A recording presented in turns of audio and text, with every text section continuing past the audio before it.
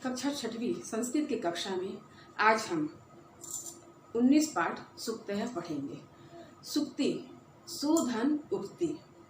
सु माने अच्छी और उक्ति माने बातें, अर्थात अच्छी बातें, है ना। तो बच्चों, आप लोग जैसे छोटा छोटा वाक्य लिखा रहता है, पढ़ते होंगे, है ना। जैसे धर्मो रक्षति रक्षिता, है ना, ऐसा पढ़ते होंगे, वही सुक्ति है। तो आज हम पढ़ेंगे पहला, अति सर्वत्र वर्जयेत। अति अधिकता, सर्वत्र सभी जगह, वर्जयेत छोड़ने योग्य है। अधिकता सभी जगह छोड़ने योग्य है ना। साधारणतः हम लोग बातों बातों में ही ये सुक्ति कह देते हैं कि अति सर्वत्र वर्जयेत। इसे हम 2-3 उदाहरण द्वारा समझाते हैं। जैसे बरसात के समय में यदि बहुत ही ज़्यादा बारिश हो गई तो फसल क्या हो जाएंगी, बर्बाद हो जाएंगे, है ना। सभी बाढ़ आएगी, फसल बह जाएंगी। और यदि आवश्यकता से कम वर्षा होती है तो क्या होता है, फसल सूख जाएंगी, है ना, तो अकाल पड़ जाएगा। तो देखो, ज़्यादा बारिश भी अच्छी नहीं और कम बारिश भी अच्छी नहीं। उसी तरह जैसे आप लोग को बहुत ही जो कोई भी चीज़ पसंद है, आप लोग खाते जा रहे हैं बहुत ज़्यादा, है ना, तो उससे क्या होगा, वो पचेगा नहीं, उल्टी हो जाएगा, है ना। और ज़्यादा खाने से क्या होता है, मोटापा बढ़ता है, ठीक है। और यदि तुम बहुत ही कम खाए, जितना तुम्हारे शरीर को ज़रूरत है उससे यदि कम खाते हो तो शरीर कैसा हो जाएगा, दुबला हो जाएगा, तुम एकदम दुबले हो जाओगे। तो न ज़्यादा खाना चाहिए न कम खाना चाहिए। उसी तरह पढ़ाई को देखिए, दिन भर अगर पढ़ाई करोगे तो दिमाग काम करना बंद कर देगा, है ना। और अगर दिन भर खेलोगे, पढ़ाई नहीं करोगे तो ज्ञान ही नहीं रहेगा और फेल हो जाओगे। तो न ज़्यादा पढ़ना चाहिए न कम। कहने का मतलब ये है कि कोई भी चीज़, है ना, जैसे ज़्यादा मीठा खाए तो जहर का काम करता है ना। न ज़्यादा मीठा खाना है न कम खाना है। तो हर चीज़ की एक सीमा होती है ना। इसीलिए कहा जा रहा है अति सर्वत्र वर्जयेत। दूसरा है अल्प विद्या महागर्व। अल्प माने कम, कम विद्या, कम जानने वाले गर्व करने लगते हैं, है ना। आमतौर पे अब आप लोग भी बड़े हो रहे, देखते होंगे, बहुत से लोगों से मिलते हैं, है ना। तो जो कम जानता है वो गर्व करने लगता है। जैसे हम बोले, कम कीमत की वस्तु में टनटनाहट अधिक होती है ना। देखना, जो बहुत ही हल्का होता है उसको बजाओगे तो बजने लगता है। इसी तरह बोलते हैं कि अधजल गगरी छलकत जाए। आधे भरे घड़े में, है ना, क्या होता है, पानी छलकते जाता है।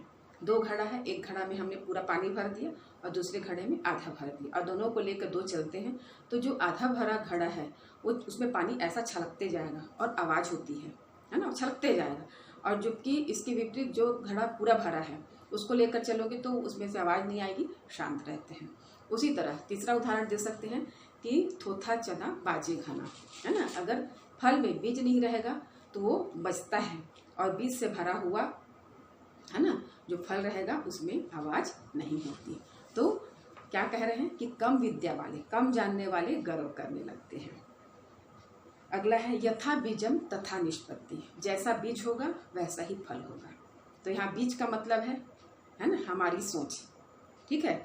जैसे हम करेले का किसी भी का बीज डाल रहे हैं तो जैसा बीज कमज़ोर होगा तो पौधे भी कमज़ोर निकलेंगे, और मजबूत, है ना, स्वस्थ बीज होगा तो वृक्ष है, पौधे हैं, वो भी मजबूत निकलेंगे।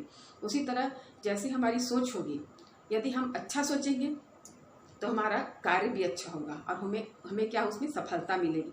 और हमारी सोच ही अच्छी नहीं है तो हमारा कार्य बेकार होगा, उतने अच्छे से संपादित नहीं होगा, संपन्न नहीं होगा, तो उसका परिणाम भी अच्छा नहीं होगा। इसीलिए कहा जा रहा है जैसा बीज बोएंगे, जैसा बीज होगा वैसा ही उसका फल होगा। अगला है सर्वः सर्वम न जानाति। सभी सब कुछ नहीं जानते, है ना। जैसे हम टीचर लोग भी पढ़ाते हैं तो सभी 10 विषय में, है ना, बड़ी कक्षा को पढ़ाने के लिए हम सभी विषय में कुशल नहीं होते, है ना। एक व्यक्ति में सभी गुण नहीं होता है ना। वो 1, 2, ज़्यादा से ज़्यादा 3 या 4 विषय में कुशल होगा। लेकिन एक ईश्वर ही हैं जो सर्वव्यापी है, वो सब कुछ जानते हैं, ठीक है। हम सभी विषय में कुशल नहीं हैं, सभी कुछ नहीं जानते हम। अगला है धर्मस्य मूलम अर्थ। धर्म का मूल अर्थ है। धर्म का मूल अर्थ है, धन है। अर्थ माने धन, है ना। तो धर्म, पहले हम बोले धर्म क्या है, तो आमतौर पे कहते हैं हिंदू, मुस्लिम, सिख, ईसाई, जैन धर्म, ये धर्म है, ऐसा ही कहते हैं ना, है ना। मुस्लिम बोलेगा, हम बच्चों से पूछेंगे आप लोग से, तो मुस्लिम बच्चा बोलेगा मैं मुसलमान हूँ, ईसाई बोलेगा मैं ईसाई हूँ। पर नहीं बच्चों, ये एक संप्रदाय है, ये मनुष्यों द्वारा बनाया गया है। वास्तव में धर्म क्या है? धर्म पूरे संसार में केवल एक है, वो है सनातन धर्म, जो आदि समय से चला आ रहा है ना। सनातन धर्म ईश्वर की श्रीमुख से निकला वेद है, जिससे ही कई प्रकार के पंथ निकले हैं, है ना। और उसकी सही परिभाषा है मानव धर्म, है ना। मानव धर्म है। तो क्या कह रहे हैं कि धर्म का मूल अर्थ है, धन है। अब धन कैसे होना चाहिए?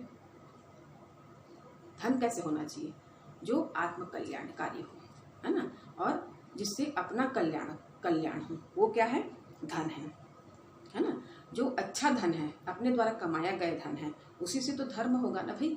उसी से तो हम दूसरों की सहायता करेंगे, क्योंकि वास्तव में धर्म की परिभाषा ये होगा कि सत्य बोलना, चोरी न करना, झूठ न बोलना, किसी को परेशान न करना, और अगर कोई दुखी है ना, उनकी सहायता करना, ईश्वर का भजन पूजन करना, यही धर्म है। तो ये धर्म कहाँ से करोगे, है ना। जैसे दूसरों की सहायता करना है तो उसके लिए तो धन चाहिए ना, तो कहाँ से करोगे? तो अपने द्वारा कमाए गए धन से ही तो करेंगे ना भाई, है ना, कि चुरा के करेंगे, है ना। तो वही कहा जा रहा है कि धर्म का मूल धन है। तो बच्चों, आज हमने 5 पढ़ा, अब अगला 5 हम अगले पीरियड में पढ़ेंगे, ठीक है।